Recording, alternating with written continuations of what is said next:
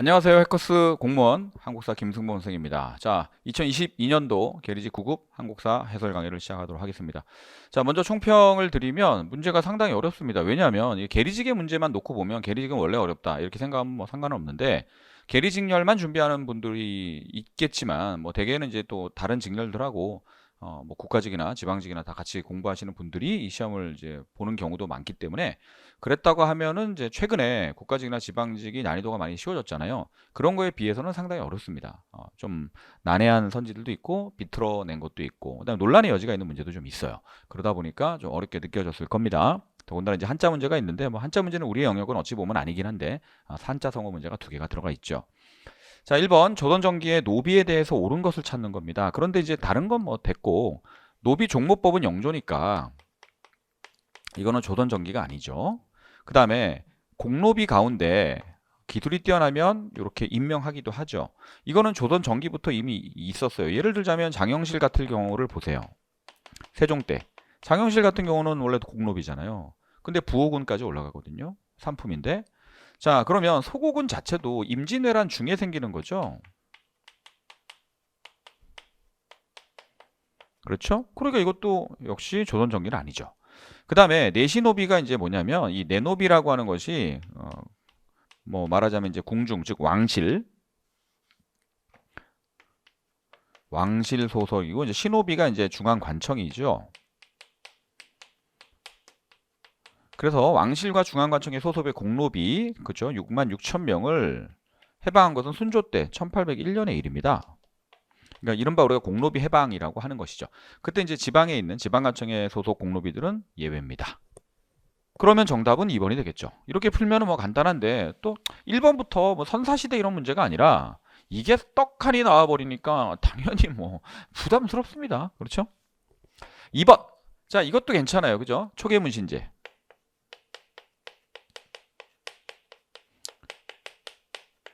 그러니까 초계문신제라는 게 원래 37세 이하 37세 이하의 당하 간원입니다.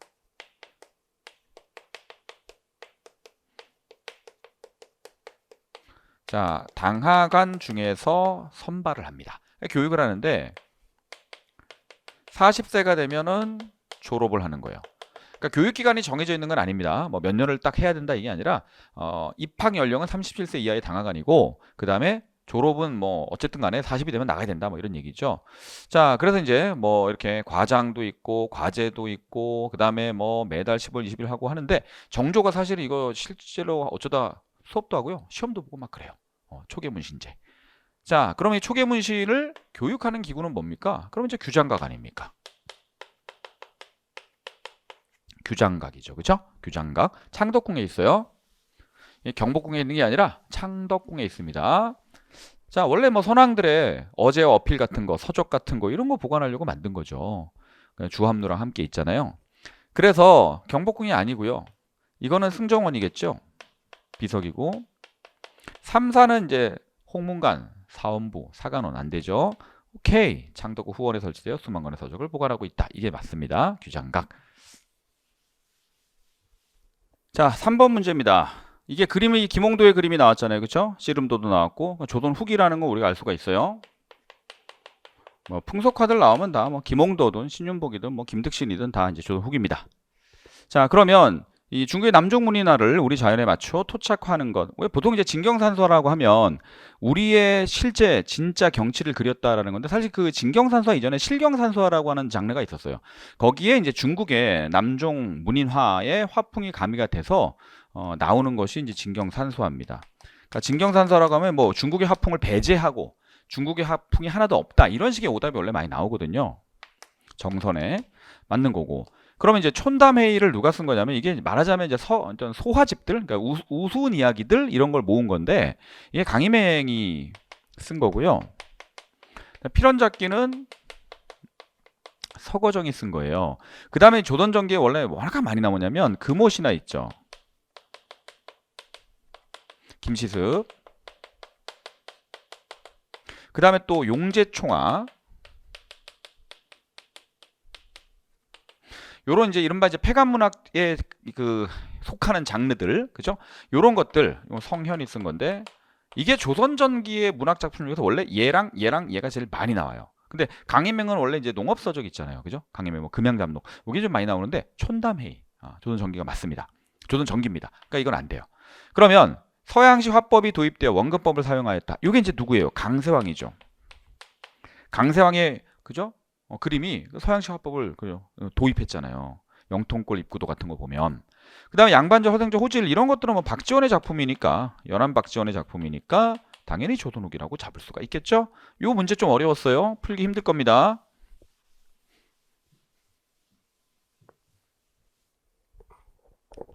4번입니다. 기억과 니은에 들어갈 내용으로 바르게 지은 것은. 그러니까 요거는 이제 제가 항상 수업 시간에 헷갈리게 내는 것 중에 하나가 이거예요. 강희안과 강희맹이 형제들인데, 이 강희안 하면 이제 뭐가 유명하냐면 이 고사관수도가 유명하잖아요. 그죠? 고사관수도. 그 다음에 강희맹이면 원래 이제 금양잡록, 농업서적 중에 요게 좀 원래 유명해요. 두 가지가 요게 유명합니다. 근데 이제 강희안이 또 뭐가 있냐면 양화소록이라는 화초재배법이 있어요. 그래서 제가 이제 헷갈리니까 이 형제가 헷갈리니까 강희안이 고사관수도라는 그림을 그린 사람이다. 그러니까 농업서적이 보통 금양잡록이냐 양화소록이냐 물어볼 때 그림이 화잖아요, 한자로. 그거를 좀 연상해서 화자가 들어간 양화소록을 찾아라, 제가 이렇게 가르쳐 줍니다. 그 다음에 이제 여기서는 지금 나왔던 게 촌담회의가 나온 거죠. 맞죠? 그러면 자, 이게 지금 뭐냐면 꽃과 나무 몇십 종에 대한 재배법과 이용법이라고 그랬단 말이죠. 꽃, 바로 이거예요. 이게 바로 화초재배법이에요.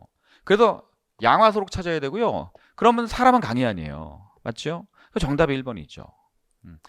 뭐 양성지 농장도 이게 양잠에 관한 거니까, 양성지라는 사람은 뭐 지도나 이런 것도 관련이 있고, 강희맹의 금양잡록도 뭐 농촌에서 필요한 우리 농법에 관한 얘기지만 일단 이 책은 아니라는 거죠. 농가집성은 조선 전기의 농업 서적들을 좀 망라한 효종 때 나온 책이에요. 그래서 정답이 1번인데 좀 강희안과 강희맹 쪽이 좀 어렵죠. 그렇죠? 이 문제도 쉬운 문제는 아니에요.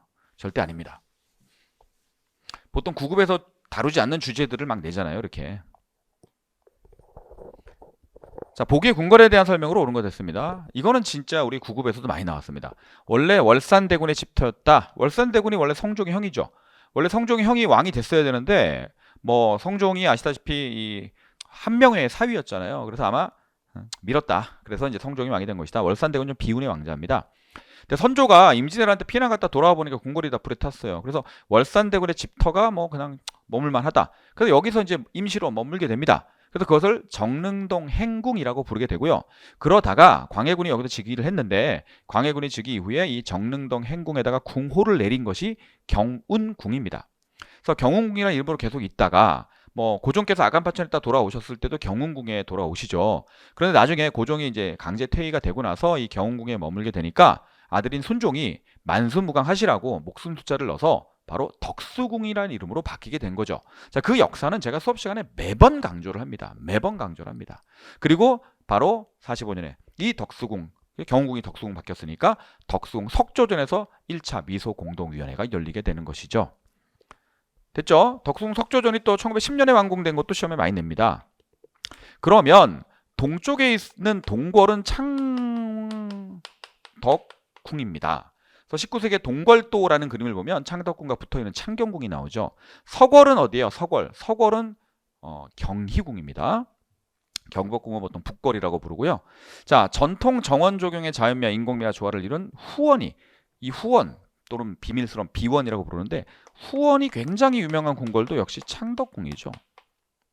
자, 대원군이 왕권강을 위해서 중건하는 것은 경복궁이었습니다. 그러면 대한제국, 그죠? 선포하고 광무개혁하고 아간파천 이후에 돌아온 것이 경복궁이 아니라 경궁이죠. 경복궁에서 을미사변이 있었는데 여러분들 같으면은 아간파천에 있다 거기로 가고 싶겠습니까? 러시아 공사가 제일 가깝기도 했고 경궁이 그쪽으로 가시는 거죠. 대한제국 선포는 그래서 여기서 이루어진 것이다.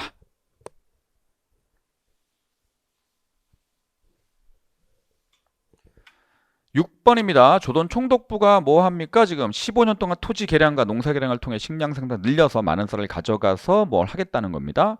그래서 저수지 같은 거를 더 확충하고 다수학 품종과 비료 개발을 진행했다. 쌀을 가져가서, 그죠? 식량 생산을 대폭 늘려서 일본으로 가져간다.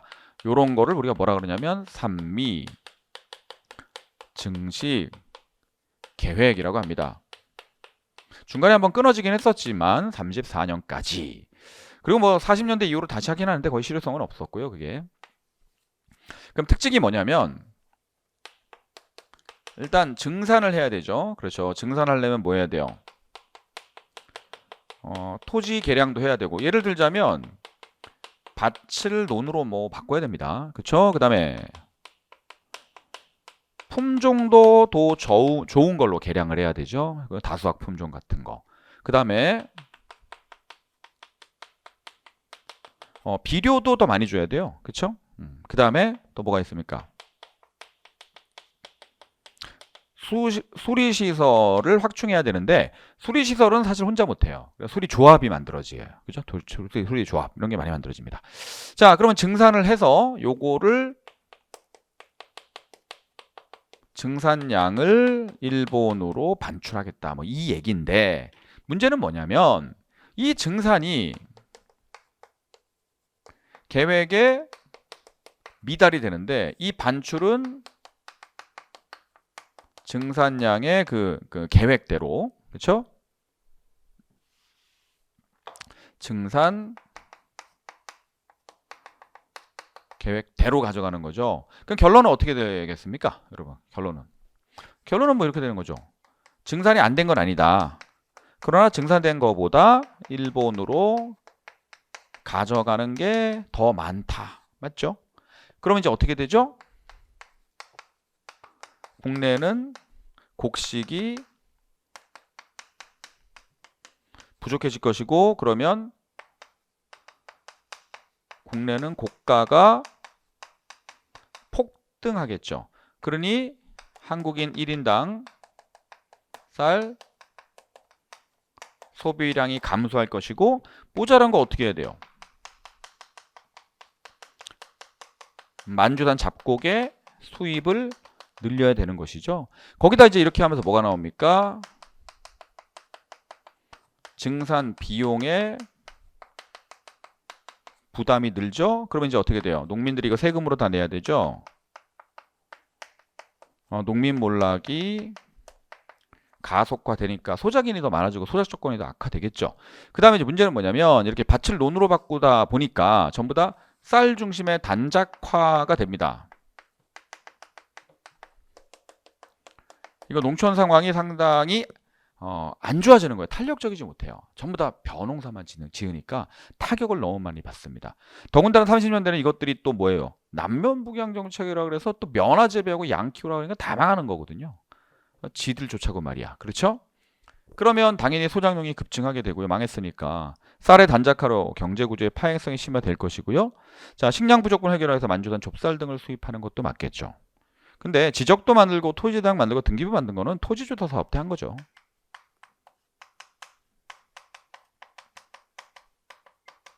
됐죠? 정답은 3번입니다. 사이토마코토, 참 또 부임하는 날 또 강호기 의사가 팡 또 빵 쏜 건 아니고 수류탄 딱 던졌는데 또 불발이 돼가지고 안 죽어서 서울역에서 당시 남대문역 서울역이죠. 자, 그러면 이제 이 사람이 와서 뭐 하냐면 사실 그런 일도 겪고 하니까 문화통치를 하죠. 문화통치. 사실 문화통치에 관한 얘기 하는 거예요. 오케이. 그럼 문화통치 찾으면 돼요. 옳지 않은 거. 대중운동 20년대 아닌 거. 그러면 조선노동공제에 1920년에 만들어졌어요. 이 노동공제가 뭐 노동연맹회 같은 걸 거쳐가지고 1924년에 조선노농총동맹, 그다음에 27년에 분화되어서 조선노동총동맹과 농민총동맹이 되죠. 근데 최초의 노동단체이기 때문에 조선노동공제는 알고 있으면 좋아요. 그리고 어차피 민족말살 통치 시기라면 단체가 뭐 이런 게 만들어질 수도 없고 10년대는요 대부분이 농민이었기 때문에 노동조직이라는 게 없어요. 20년대가 회사령도 폐지되고 또 공장들도 늘고 해야 뭐 노동운동이라는 게 생기는 거니까. 자, 농민조합 뭐 이제 이게 토지혁명이라 그랬는데 여러분 이게 보시면 노동운동과 농민운동이 다 마찬가지인데요. 20년대만 해도 문화통치기 때문에 뭡니까? 합법적 단체들이 중심이 된 노동농민운동이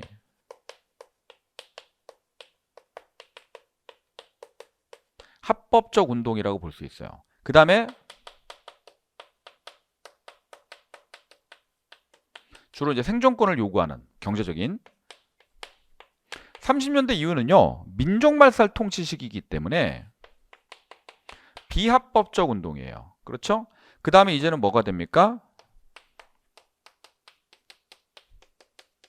일제 타도 일본 놈들 물러가라. 뭐 토지 분배 이런 것들을 막 주장하죠. 이 토지혁명이라는 게 토지 분배잖아요. 그렇죠?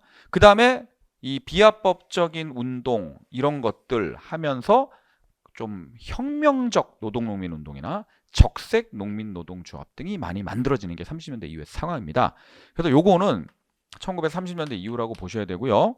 그러면 조선 청년 총동맹이 1924년에 만들어진 건데 좌익과 우익결의 그렇죠, 민족유일당이죠. 조선혁명사가 진주에서 1923년에 만들어진 겁니다. 근데 얘도 중요하고 얘도 중요해요. 그렇죠? 얘 두 개가 정말 중요하거든요. 이거 모르면 절대 안 됩니다. 그래서 정답은 2번으로 하시면 돼요.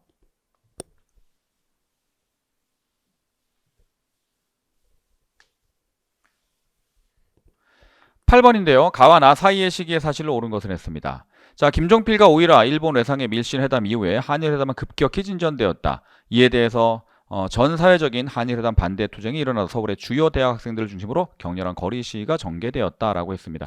그러니까 이제 김종필 오이라 메모 자체는 1962년 11월에 이제 나온 것이고, 그럼 이 시위라고 하면 1964년에 있었던 6.3 항쟁을 우리가 생각할 수가 있겠죠. 자, 그런데 뭐가 됩니까? 기본조약이 조인이 된 건 언제예요? 65년 6월 22일입니다. 그러면 결국 이제 이 사이를 찾는 건데 문제가 너무 어려웠어요. 이거는 8번 문제는 굉장히 어렵습니다.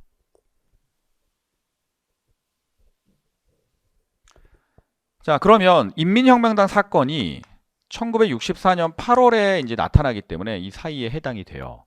그런데 자, 베트남 파병도 그렇습니다. 이게 비전투 부대였다면 64년에 파병이 되는 게 맞거든요. 근데 이게 전투 부대에 대한 파병 동의안이에요. 처음에 비전투 부대를 보냈고요. 나중에 전투 부대를 보내는 데 대해서는 좀 반발이 많았습니다. 국내에서. 그래서 이게 이제 국회 통과가 쉽지 않았거든요. 근데 이게 1965년 6월 26일 날 이제 파병 동의안이 통과가 돼요. 그래서 요거보다는 뒤에 있어요. 그 다음에 반공법과 데모규제법을 추진하는 것은 이제 누구냐면 장면내각입니다. 장면내각이 사실은 시민혁명에 의해서 4.19혁명에 의해서 탄생한 민주적 정부지만 너무나 이제 골치 아픈 일들이 많으니까 반공임시특별법, 뭐 데모규제법 이런 것들 제정하려고 하니까 학생들이 엄청나게 또 시민들이 반발하는 뭐 그런 문제가 있었고요. 그다음 긴급조치권은 이제 유신이니까 유신은 이제 1972년 이후 아닙니까? 그렇죠? 이건 안 되겠죠? 그래서 정답이 이거 둘 중에 조금 어려웠는데 이게 1차 인민혁명당 사건이에요. 2차 인민혁명당 사건은 또 74년, 즉 민청학년 사건이거든요. 그래서 문제가 과도하게 어려웠습니다. 사실 풀기 쉽지 않아요. 그 민청학년 74년 사건 때 민청학년 안에 인혁당을 재건하기 위한 사람들이 있다 그래갖고 인혁당 재건위원으로 지명된 사람들을 사형시킨 거 아닙니까? 이른바 그 사법살인을 한 거죠. 그래서 그걸 74년에 민청학년 사건을 뭐 2차 인혁당 사건, 인혁당 재건위 사건 뭐 이렇게 얘기하는 것이고, 보통 이렇게 계엄령 선포했다 그랬잖아요. 계엄령. 그러니까 6.3 항쟁 때 계엄령이 선포돼요. 그죠? 그리고 이제 그런 거 덮으려고 이 인민혁명 사건을 일으키는 거고, 그 다음에 이제 비준 그 6월 20일 날 조인이 되고 8월에 이제 비준 국회 비준이 있어야 되는데 비준 반대 운동이 벌어지거든요. 그 비준 반대 운동이 벌어질 때는 또 당시에는 위수령, 계엄령보다 한 단계 낮은 거죠. 위수령을 또 선포해서 또 그걸 진압하기도 합니다. 자, 순서인데요. 일단 이게 인천 상륙 작전이 좀 빨라요. 인천 상륙 작전이. 이거는 이제 우리가 반전의 계기가 되는 9월 15일 날 있었던 일이고, 그러다 중공군이 참전을 합니다. 그래서 밀려 내려오죠. 흥남철수예요. 흥남철수. 흥남철수가 12월 하순입니다. 그렇죠? 크리스마스 이브 이전에 다 내려와요. 마지막 배가 빅토리아 메르비스호고요. 그 다음에 메로디스 빅토리아호. 전 자꾸 빅토리아 메로디스호라 그래요. 메로디스 빅토리아호. 그 마지막 배요. 이 선장이 뭐 짐 다 버리고 말이야. 한 승선 인원 200명 남짓 되는 거를 그냥 짐 다 버리고 화물 다 버리라고 그러고 15,000명 가량을 태웠다는 거 아닙니까? 자, 그런데 이제 문제는 뭐냐면 포로 수용소에서 제3국행을 결정하여 아르헨티나로 갔다 그랬잖아요. 이제 이게 포로가 송환이 이제 되는 문제가 휴전회담 중에 굉장히 골치 아픈 문제였었어요. 북한은 뭐라고 얘기하냐면 모두 북한군 포로는 강제로 자동으로 북한으로 송환하는 것이고 유엔군의 입장에는 이제 자유의사에 의한 송환이죠. 그것 때문에 이제 논란이 많았었단 말이에요. 그러다가 휴전 이후에 60일 이후에 송환하기로 한다 이런 합의가 나오니까 또 이승만 대통령이 53년 6월에 거제도의 방공포로를 석방하고 막 그런 일이 있었잖아요. 자, 그래서 이제 그런 논의가 있는 것이고 실제로 포로가 송환이 되거나 뭐 제3국행을 택하거나 이런 것들은 휴전협상이 돼야지만 그게 이루어지겠죠. 그죠? 그래서 휴전협상이 돼야지만 포로가 뭐 어디를 가던 제3국을 가던 하는 일들이 있으니까 이게 당연히 제일 뒤로 가야 되죠. 그래서 니은디귿 기억이 되는 겁니다. 이건 제가 신라의 마립간 중에서 이 소지 마립간이 되게 중요하다 그랬어요.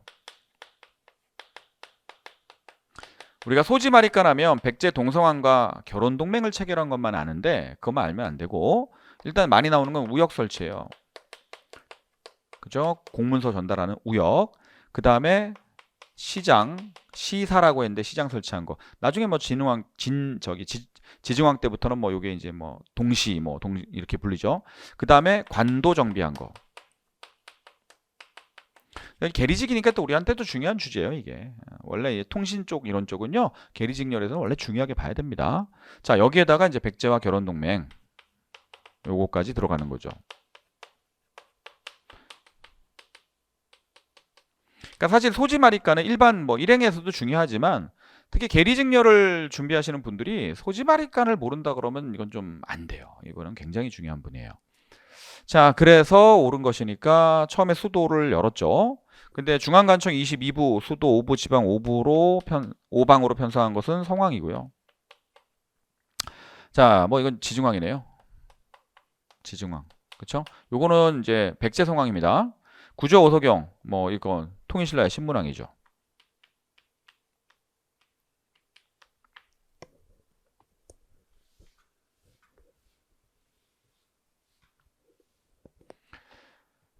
이게 벽화가 있냐 없냐에서 사실 이제 고구려 백제 신라 중에서 벽화가 있다 그러면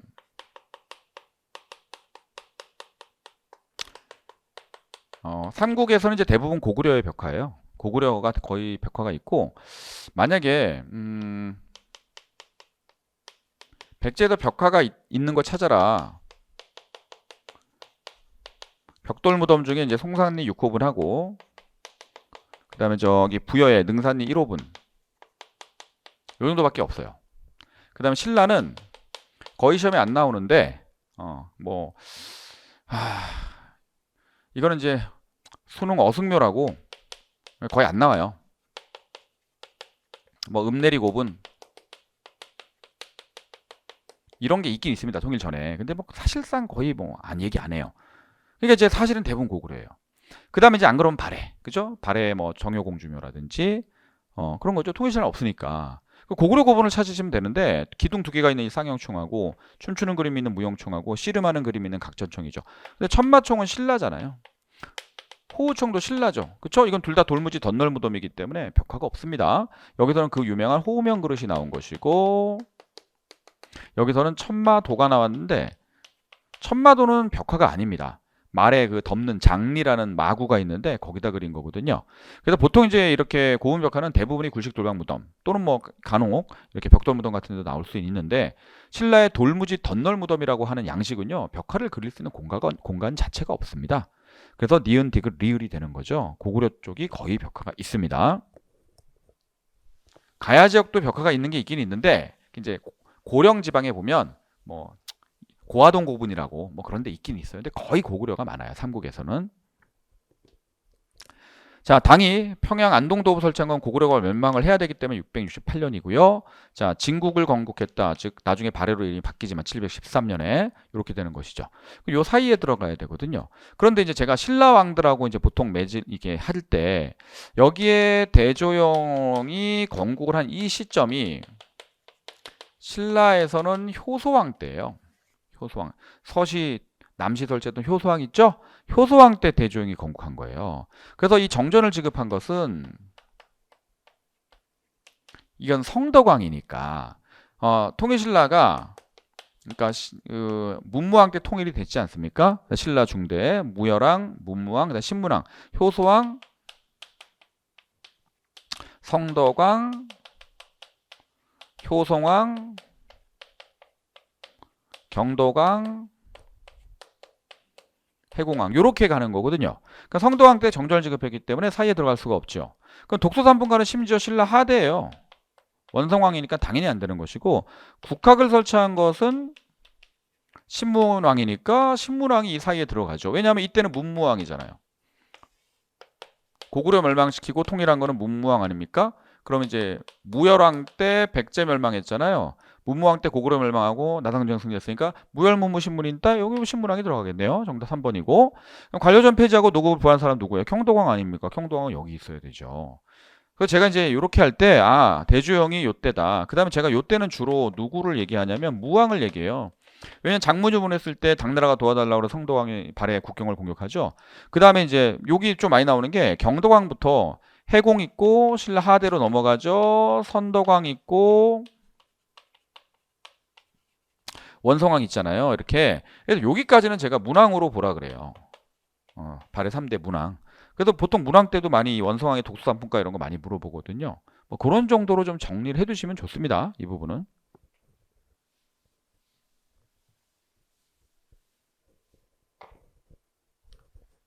자, 후삼국 통일 과정에서 있었던 사건의 순서로 옳게 나열한 것은 했습니다. 완산주의 도읍을 정하고 후백제를 건국하였다. 이건 이제 900년의 일입니다. 자, 원래 후고구려가 901년에 송악에서 건국이 됐는데 904년에 마진으로 바꿔요. 나라 이름을. 그 다음에 905년에 철원으로 천도를 해요. 그 다음에 911년에 나라 이름을 태봉으로 바꿨다가 이제 왕건에 의해서 고려가 건국이 되는 그런 상황이죠. 그럴 때 처음에 여기서 연호를 정할 때는 무태였어요. 무태. 마진으로 바꿨을 때는 무태가 아니라 죄송합니다. 여기선 연호가 없었고 마진으로 바꿨을 때 연호가 무태였어요. 무태. 그 다음에 이제 철원으로 천도했을 때 연호가 성책이었고 태봉으로 바꿨을 때 연호가 수덕 만세 썼다가 나중에 정계라는 연호를 쓰거든요. 그래서 여기 보시면 국호를 태봉으로 하고 연호를 수덕 만세로 했다. 요게 이제 요게 911년의 상황이 되는 것이죠. 맞죠? 그 다음에 경혜왕이 사망한 것은 927년입니다. 견훤이 쳐들어와서 이때 뭐 왕건이 도와주러 갔다가 공산전투에서 크게 패배한 거잖아요. 그러면 이제 왕건이 궁예를 몰아내고 즉위한 것이 918년 고려 건국이니까 순서가 나오겠죠. 정답은 기억, 니은, 릴, 디귿 되겠습니다.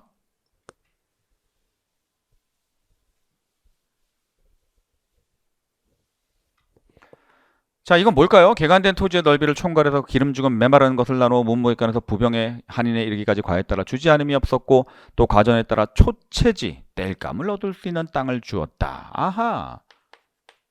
전지의 수조권과 땔감을 얻을 수 있는 땅 시지를 줬다는 거죠. 그럼 뭐 이건 전시과네요. 전시과. 그럼 이 전시과 제도가 나중에 이제 문제가 많아져 가지고 어떻게 개혁이 됩니까? 과전법으로 개혁이 되죠. 이게 시정, 뭐 개정,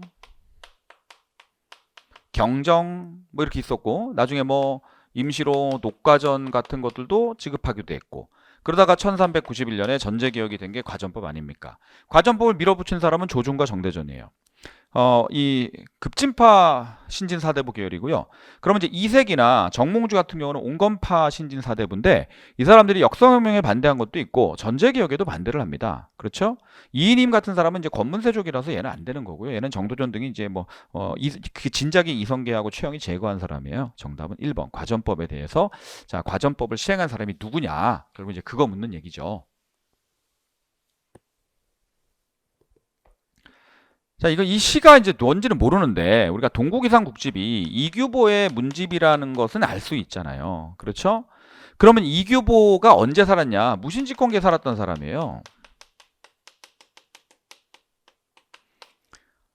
과거 시험에 합격을 해서 별로 빛을 못 보고 있었는데 최충원이 권력을 잡는 걸 보고 최충원을 칭송하는 글을 쓰면서 이제 등용이 되죠. 그래서 주로 활동한 시기는 최충원과 최우식이고 그 전부터 이제 과거 시험을 통해서 관직 생활을 했던 사람이고 기본적으로 최씨 무신 정권과 함께 가는 거예요. 그래서 이규보와 함께 나왔던 사람이 시험에 이제 국가직 같은 데서 한번 나왔던 건 진화라는 사람이 한번 나온 적이 있어요. 자, 그래서 별무반을 조직한 것은 훨씬 전이죠. 그죠? 여진을 정벌하고. 그러니까 별무반을 조직한 것은 숙종 때고 그래서 여진을 정벌한 게 우리가 예종 때 뭐 동북 구성을 축조했다든가 이런 거니까 이 무신직권기의 상황하고는 다르죠. 거란이 보낸 사신을 유배 보냈다. 이제 만부교 사건이에요. 태조가 낙타들을 만부교에 묶어서 굶겨 죽인 다음에 사신들은 다 귀양 보내는 거죠.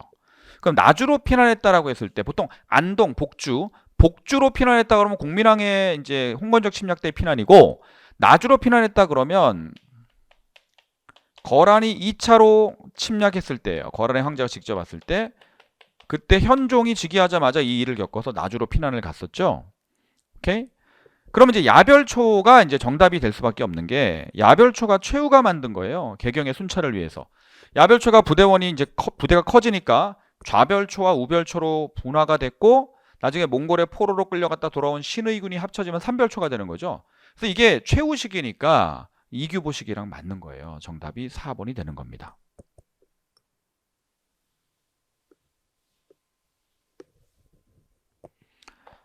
그 다음에 자 이거는 이제 뭐냐면 뭐 쭉 얘기하는데 여기가 핵심입니다. 보세요. 문종이 태평한 통치를 펼치니 11대 문종이죠. 그러다가 인종 때 인종이 나옵니다. 인종이면 여러분도 뭐요? 17대 인종 그 이자겸 묘청이 있었을 때 신하가 정권을 잡는 일이 일어났고 뭐 이자겸의 난 같은 게 있었으니까 의종 때 의종이면 18대 무신정변이 일어난 시기죠. 1170년 익숙해져 버렸고 이로 말미암아 크고 간악한 권신들이 번갈아 가며 세력을 잡고서 임금을 안치기를 바둑이나 장기 두듯이 하였다. 그러니까 보세요. 의종 때 자, 무신정변이 이제 정중부 등에 의해서 일어납니다. 그래서 왕이 바뀌죠. 명종 때. 오케이? 그래서 이제 이때 명종 때 바뀌면서 자, 의종에서 명종으로 바뀌면서 처음에는 뭐 이의방 그다음에 정중부 경대승 이의민 최충원 이렇게 쭉 권력자가 바뀌어요. 그러다가 최충원이 명종을 폐위시킵니다. 신종, 희종, 다음에 이제 명종의 아들인 뭐 강종,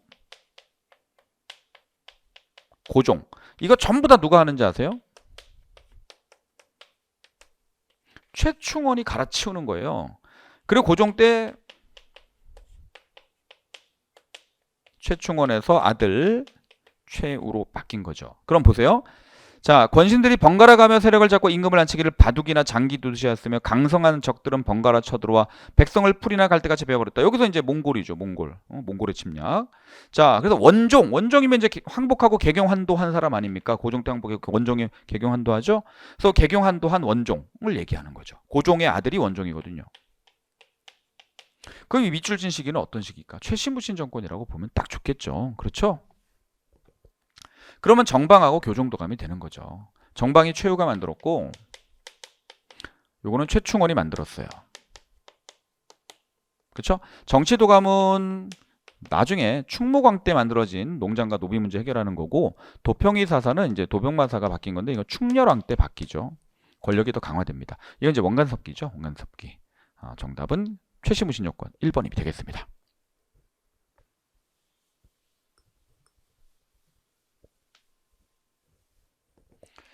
자, 이건 이제 귀법사를 창궐한 거 균열을 주지로 삼았고 개경을 황도, 서경을 서도라고 하는 이거 진짜 많이 나왔어요. 4대 광종이에요. 광종은 이제 자기 왕권 강화를 하기 위해서 승려들을 등용을 해서 불교 교단을 통합하기 위한 노력을 많이 하는데 일단 균열하는 사람은 이제 귀법사 주지로서 교종을 통합하려고 노력을 하는 거고 그다음에 해거라는 사람은 이제 선종을 통합하기 위해서 뭐 법안종을 수용하기도 하고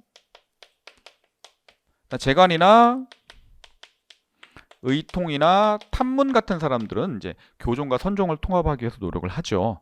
그 다음에 이제 자신이 내재 외왕이에요. 내부적으로는 황제, 외부로는 왕. 그래서 뭐 연호도 쓰잖아요. 광덕, 준풍 이런 거. 그래서 개경을 황도, 서경을 서도라고 합니다. 그러면 이제 사색 공복을 정한 게 답이 되겠죠. 자단, 비노. 그쵸? 전시과 제도를 시행한 것은 광종의 아들인 경종이 시정 전시과고, 광군, 오케이, 거란을 막기 위해서 이건 이제 3대 정종이에요. 광종의 형. 10대 정종이 아니라 3대 정종이고, 자, 왕규를 제거했다. 왕규의 난은 2대 해종 때 있었어요. 근데 왕규의 난 과정에서 해종이 죽었고요. 그 자리를 이제 정종이 차지하게 되고 정종이 광종에게 양해를 하게 되는 겁니다. 왕규의 난. 뭐 그런 거고 정답은 2번. 근데 이제 이 문제가 사실 논란의 여지가 상당히 많아요. 이제 정답은 일단 3번으로 뭐 시행처에서는 발표를 했는데 요게 좀 논란의 여지가 있어요. 이제 뭐냐면 일단 과전법 하에서는 1결당 300도였어요. 그렇죠? 그래서 세금이 얼마였냐면 10분의 1이니까 30도를 이제 징수했던 거죠. 근데 이게 400도로 상향되었다. 이제 생산력이 늘었으니까. 그러면 이제 10분의 1이면 얼마가 되죠? 사실은 40도를 거둬야 되는데 10분의 1을 아니라 20분의 1로 20도를 거두는 걸로 조정을 해줬다는 얘기죠. 그 다음에 종래 3등급으로 나누던 토지를 이제 과전법 하에서는 손가락 마디로 자를 삼아서 수지척으로 해서 3등급으로 1등전, 2등전, 3등전으로 비옥도에 따라 나눴는데 이제 6등급으로 하는 거죠. 그러면 이제 6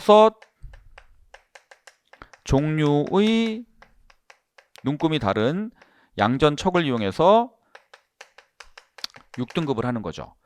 그죠? 그래서 이제 이거를 결국 20도로 최고로 상향을 하면서 풍융에 따라서 원래 다펌 손실법이라 그래서 뭐 다펌 손실법이라는 건 이제 그냥 수확량을 조사해서 300도에 미치지 못하면 비율에 따라서 좀 깎아주는 뭐 그런 거예요. 수령들이 하거나 뭐 중앙에서 경차관이 오거나 뭐 이렇게 하는 건데 근데 이거를 나라에서 연분을 정하겠다. 다펌의 폐단이 너무 많기 때문에 그래서 연분구등법 하에서는 농사가 가장 잘 됐을 때를 상상년이라고 합니다. 그 다음에 상중년, 뭐 상하년 이렇게 해서 마지막에 농사 가장 흉작일 때 하하년으로 구분해서 9등급으로 그럼 1결당 여기가 이제 20도니까 사실상 20분의 1로 조세율이 줄었다는 얘기죠. 부담을 엄청 줄여준 겁니다. 왜냐하면 300도에서 30도를 내는 것이 과전법의 수조율인데 10분의 1이면은 지금 400도로 상향된 상태에서는 40도를 내야 돼요. 근데 20도만 거두겠다는 것은 20분의 1로 적용한다는 얘기죠. 그리고 2도씩 감합니다. 이렇게. 그래서 최하 4도를 거두게 되는 것이죠. 이게 연분구등법이에요. 그 다음에 요거는 뭐냐면 그러면 토지는 양전의 눈금이 다른 자를 사용을 해서 전분 6등법을 하겠다라는 겁니다. 자, 1등전에서 6등전인데 1등전 1결이 만약에 면적이 요만큼이라면 6등전 1결은요 똑같은 1결이라고 하지만 면적을 좀 눈금이 넓은 자로 잡아줬기 때문에 면적이 넓어지는 뭐 요런 상황이죠. 자, 그럼 이제 이거 세종의 공법이에요. 그쵸? 세종의 공법.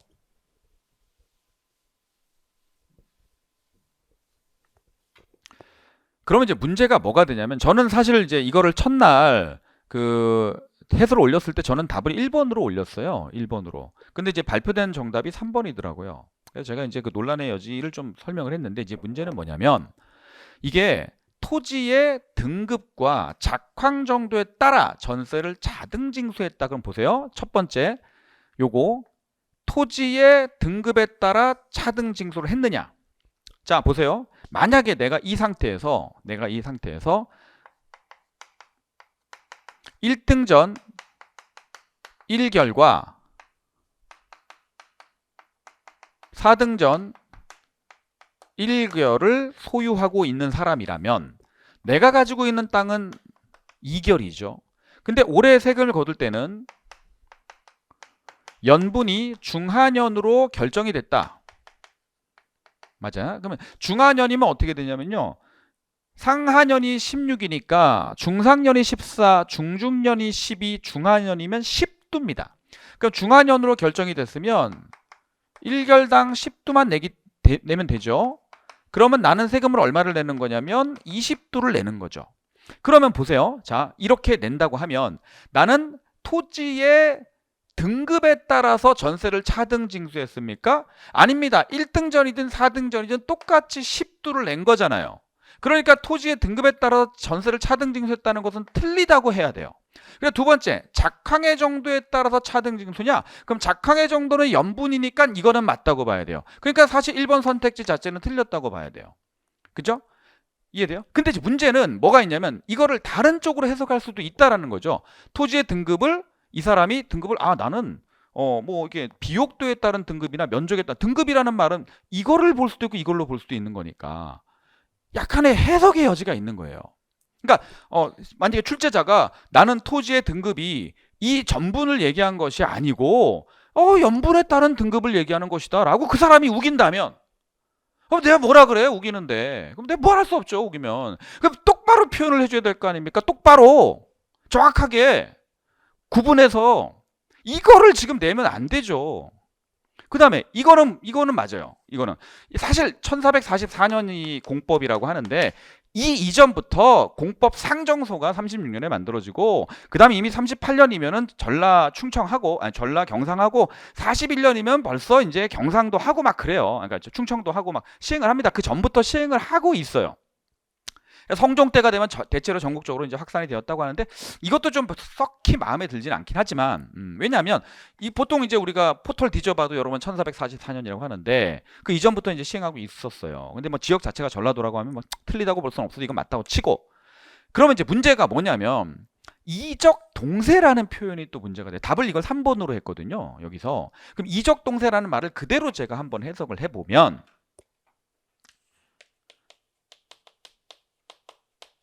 면적이 달라도 이적 그죠? 연분이 같으면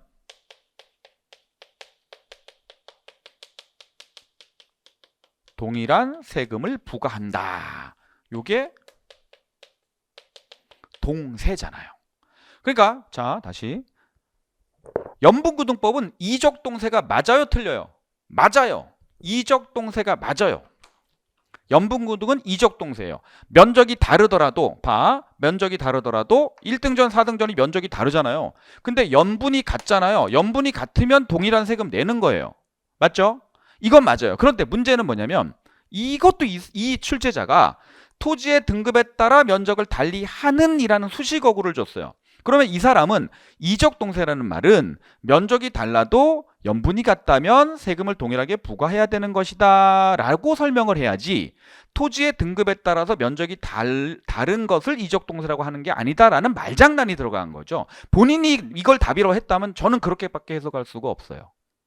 그런데 그게 무슨 말장난입니까? 그냥 이적동세라고 하면 연분구등법이 맞는 건데 그래서 토지 등급에 따라 면적을 달리하는 이 표현이 아니라 정확히 이 출제자의 입장에서는 이적동세라는 말의 의미는 면적이 다르더라도 동일한 세금을 부과한다라고 하는 것이 이적동세다라고 본인은 표현하고 싶었는지 모르겠으나 이렇게 얘기하면 1번, 2번은 사실 다 문제가 되잖아요.